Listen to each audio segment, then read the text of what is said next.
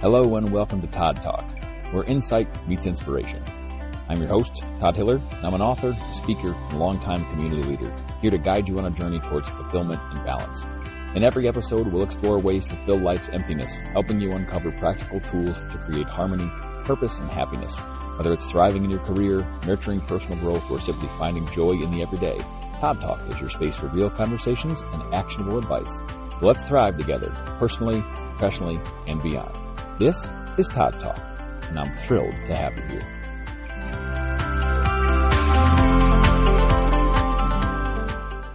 Hey everybody, hello, my friends. So I was talking to a good friend of mine the other day, and a comment that they made got me thinking and kind of stopped me right in my tracks for a second. They told me, "I love the way you see the world." And that line kind of lingered and stuck with me, not necessarily as flattery, even though it was a really kind thing for them to say, but it was more of a nudge to think about perception and presence and the way we interpret our surroundings.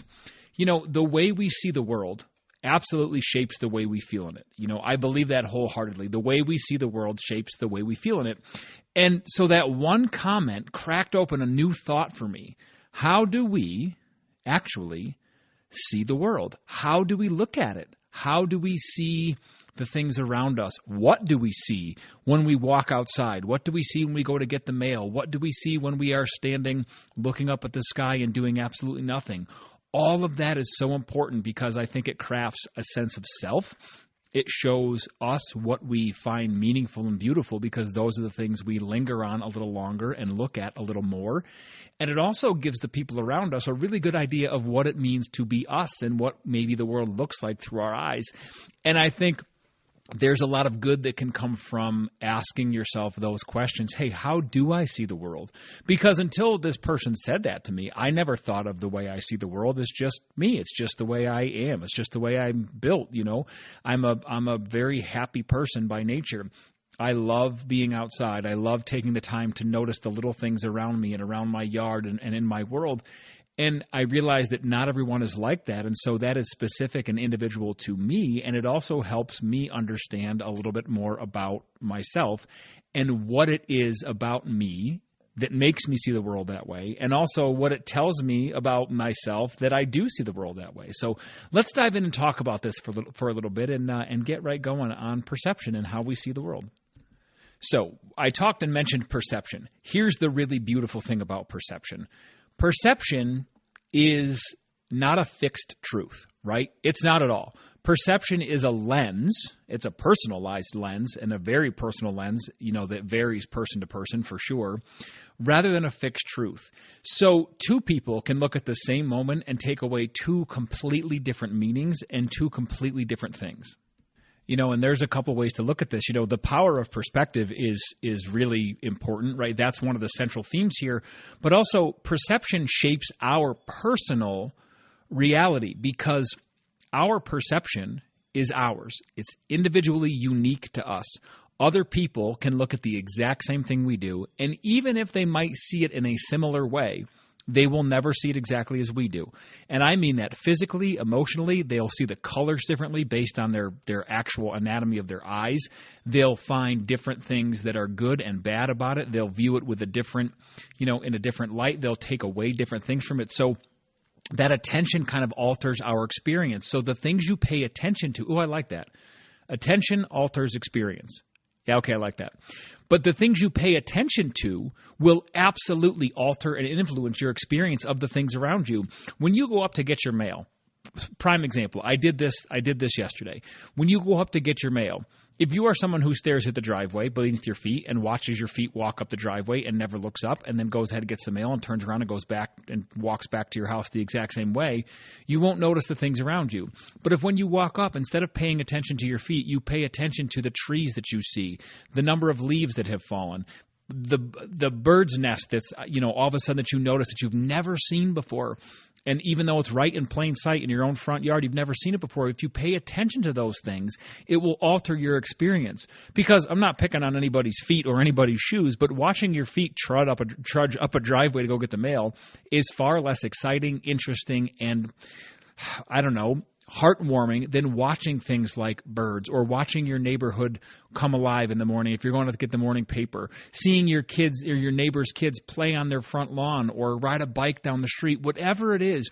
Pay attention to those things around you because, gosh, how we look at things and what we look at determines what we find, right? And I love that idea. How we look and where we look determines what we find. If you're always staring down at your shoes, guess what you're going to find? You're going to find your shoes and you're going to find your feet. But if you look around, if you look at the sky, the clouds, the trees, the yards around you, the people around you, the street, the cars going by, whatever it is, you will notice different things and you will find beautiful things hiding right in plain sight that you've never seen before. So do that for yourself. The next time you're doing something mundane, the next time you're going to get the mail, the next time you're walking up your driveway, the next time you're walking up to wait for the kids at the bus stop, the next time you're walking down the aisle at the grocery store, I don't care where you are. Take the time to look at what's around you in a different way and see how much differently you can view the world because of it. And when you take the time to find these details, when you notice these little things around you, it does some things for you. The bird's nest on the front lawn, the fallen tree across the road, the smell of fallen leaves, the way the sunlight slants in the autumn, all that kind of stuff, whatever it is. When you notice those little details, they anchor us to the present, all right? For a whole bunch of reasons. One, because noticing them in that moment is specific to that moment. They won't come that way again. They won't ever be exactly that way ever again. Yes, we can have days with similar weather. Yes, we can have, things that we notice about our front yard or our side yard or our neighborhood all the time. But they won't come ever again in the exact same way. So look at them and cherish that idea. Cherish that thought, right? They anchor us to the present because right here and right now we are noticing these things. Walking up to get the mail the other day, I noticed there's a fallen tree that I'm like, man, that thing has not been there before. Up above it is a whole bunch of hollowed out parts of the tree where the pileated woodpecker has started to hammer away at the dead tree and make a nest where it broke off. All those things, they brought me right to the present because I wasn't looking at something from 10 years ago, 10 days ago, even 10 hours ago. I was right there living it. And being anchored to the present is a really beautiful thing, and I think it can make us feel really thankful for those specific moments. They also remind us that life isn't just the big events, right? It's the quiet chapters in between them. It's the little things that we walk through in between the big monumental things that we're going to write down in our personal history book someday. But when you do this, when you find those things, they train our mind to notice beauty instead of bypassing it. They train our brain to look at the beautiful little things around us that we would have otherwise missed. Small sights can spark really big shifts. And I think that when we notice things, we not only nurture our perception, but we also nurture our mind because we're saying, hey, listen, look at how good this feels and look at how good this is and look at how happy our brain is when we notice these beautiful little things. We should do this more often. And I think once you do that, you will start to do it more often. The other thing that those little things can do for you when you connect your sensory things that you see around you, when you can connect them to an emotional outcome, I think you can be in really good shape too. Because, if you focus on those small wonders, you can really soften your stress and build your gratitude and kind of steady your mindset. Because, listen, I know it's easy to find negativity in the world. That's no secret. It's no secret to anyone. Negativity is super loud. It's all over the news. It's everywhere you look. It's on social media. But there is also so much beauty in the world. Even on the hard days and the tough days, there are beautiful things around us. And I think I'm not saying that bad days don't happen. Bad days will always happen. That's unfortunately just the way human nature and the world around us works. But if you take the time to notice some little things that just make you smile, oh my God, look at that over there. I've never noticed that before. It makes me so happy. Wow, that is so cool. Hey, you know what? Those kids next door, I've never seen them outside this early in the morning. Look, they built a fort. I don't care what you notice. It can be in the grocery store aisle noticing that the little old lady who pushes her cart that you always see on Sunday mornings is wearing bright red shoes that you think are absolutely killer. But look for those little things around you because that little bit of a smile will help build gratitude. Oh, my God, I'm glad I noticed that. Okay, it'll help soften your stress around you. Like even when things are going wrong, like, oh, my God, look at that. Mildred from the grocery store in aisle 9 Sunday morning, she's wearing bright red ruby shoes, man. That is so fun and so cool. And, when you notice positive things. So here's what I think we do. I think when it comes to positive things, we have to take the time to notice positive things, and we have to do that on purpose, right? We have to intentionally notice positive things. But with negativity, it's more like scanning. We can just scan the world around us and see the negative, and unfortunately, I think so many of us are programmed that way. Now, I'm kind of programmed the opposite. I'm kind of programmed to see the good things and the things that make me smile and make me laugh and just kind of make me a super happy person, and I'm not saying that I'm better than anyone else. Please, please, please don't think that.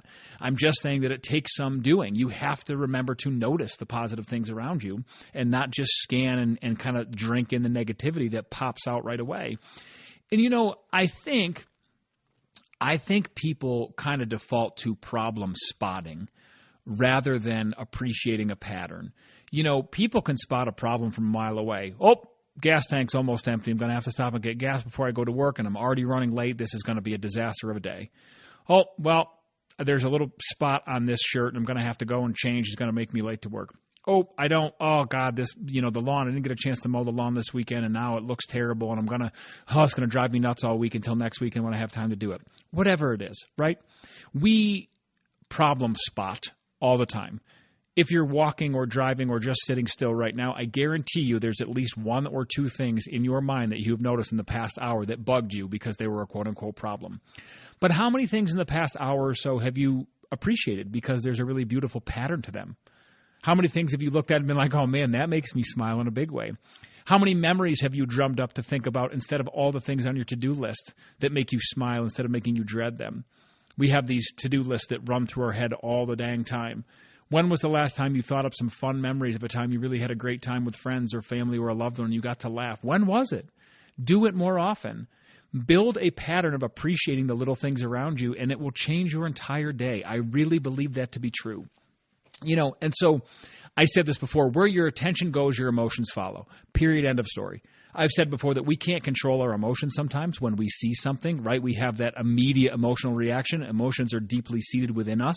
We see something, we hear something, we experience something, and we immediately have an emotional feeling that hits us. We feel it big, right? But the way we react to it is huge, right? So where your attention goes, your emotions follow. Definitely, right? Line to line. They're tied directly together. If your attention goes to the negative part of a sentence someone says to you at work, you will think that you are bad or not doing well or you hate your boss or you hate your job. If you follow and put your attention to the positive part of the end of the sentence, that kind of came as a compliment on the end, even though, someone told you, hey, at work, hey, we really need you to pick up, this and kind of finish this up because we're really starting to run behind on it. But you know what? That last project you did came out phenomenal, perfectly. Congratulations. Thank you so much for doing such a good job. Most of us just throw our attention at the negative part and we never even listen to the second part of the sentence. So let your attention go to the positive part of things, whether it's a sentence, a conversation, something around you, the world around you, a physical thing you notice, and then your emotion can follow that around, right? And perspective is really powerful because perspective can poison it or it can nourish it, right? Depending on where you want to point it. So point your perspective, that's a lot of P words, away from the poison, right?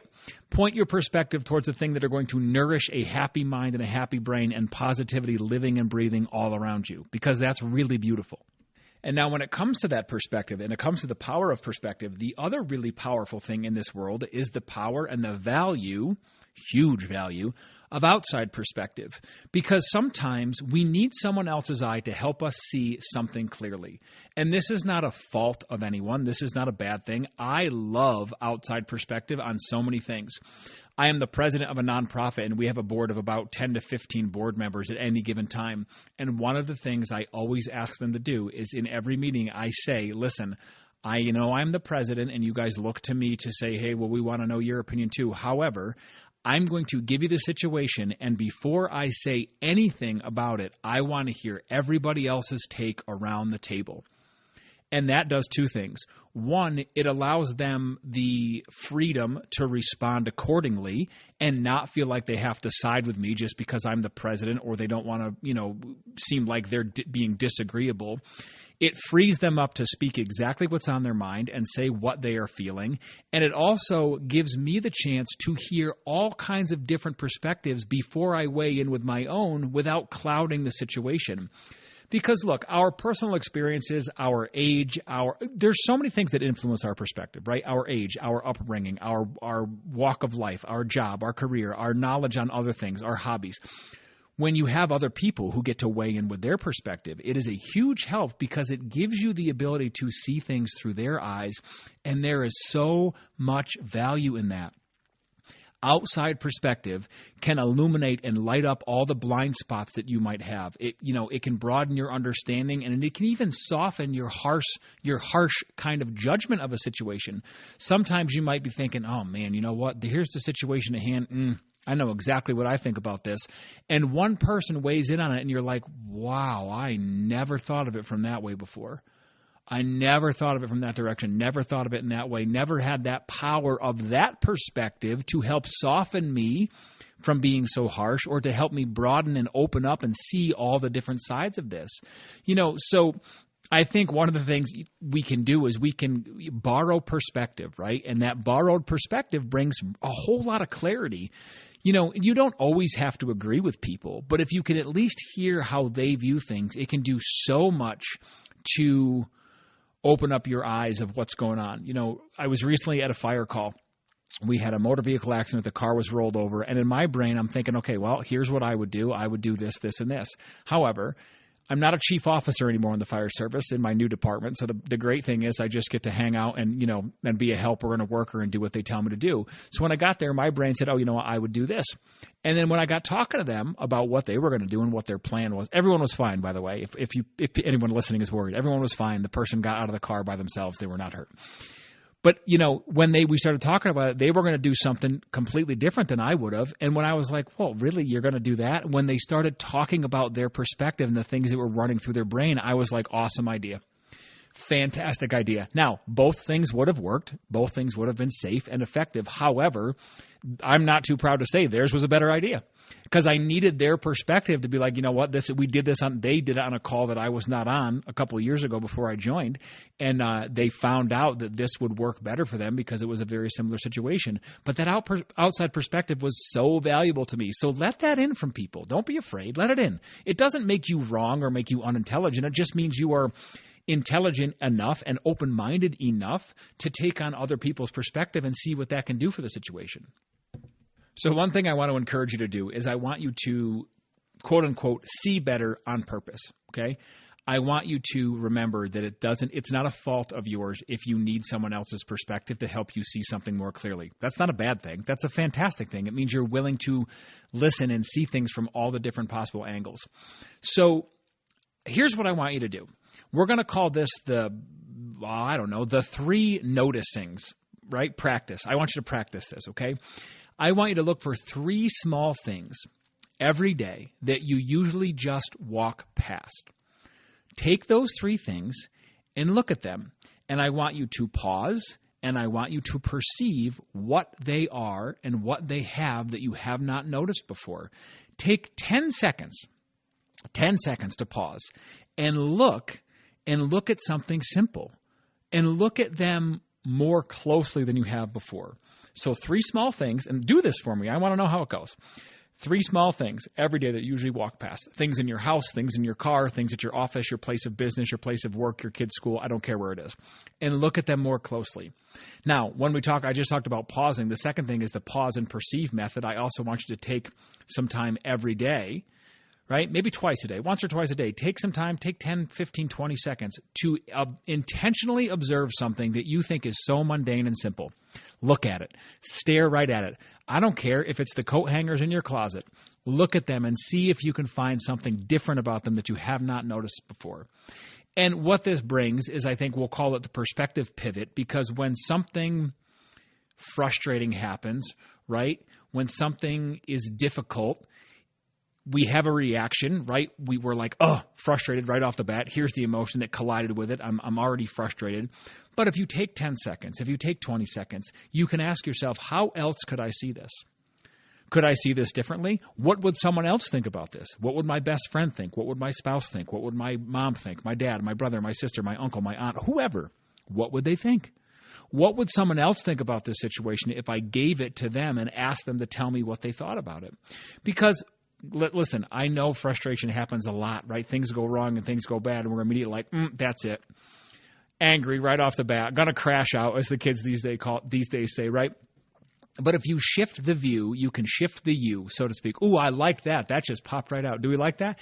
If you shift the view, you can shift the you. Sometimes my brain works really well and even rhymes, right?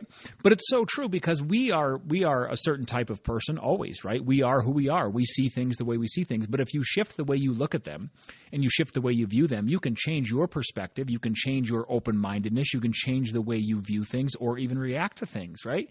Because attention is a choice. Paying attention to certain things is a 1,000% absolute, palpable, literal choice, right?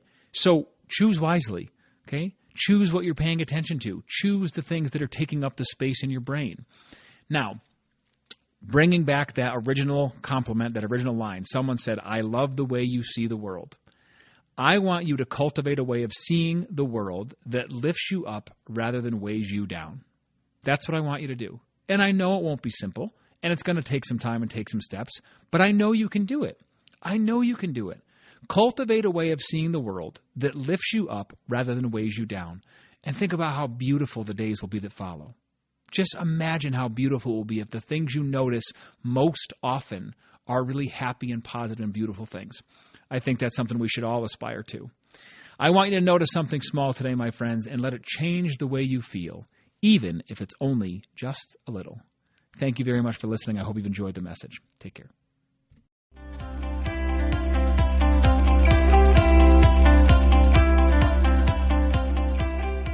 Thanks for tuning in to Todd Talk. If you've liked what you've heard, please go ahead and subscribe and follow along so you don't miss any updates or new episodes. Thanks very much and enjoy the rest of your day.